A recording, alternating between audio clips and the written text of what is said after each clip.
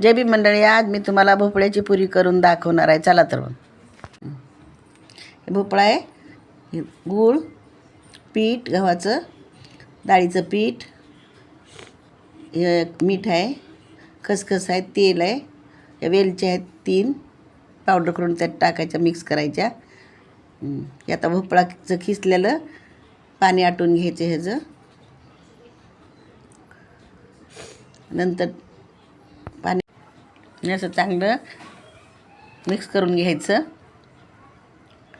पाणी सुकत आलं का मग गूळ, चिरलेला गूळ ह्यात टाकून घ्यायचा, चांगलं हलवून घ्यायचं. असं हलवून घेतलं आणि गूळ थोडासा पातळ झालं ह्याचं सारण की गूळ गॅस बंद करून टाकायचा.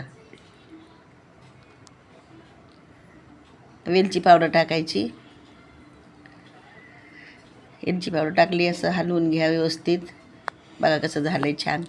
आता गॅस बंद करून ताटामध्ये घ्यायचं.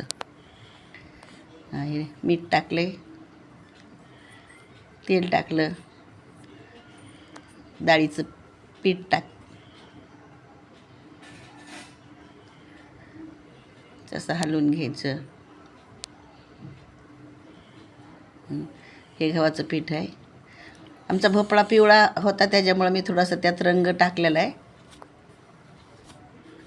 आता अशी पुरी लाटून घ्यायची आणि खसखस थोडीशी टाकायची त्याच्यावर, म्हणजे ते छान दिसते पुरी अशी, खायला पण छान होती, कुरकुरीत.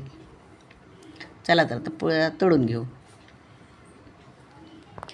रेसिपी जर तुम्हाला आवडली असेल तर लाईक करा, शेअर करा, सबस्क्राईब करा. थँक्यू.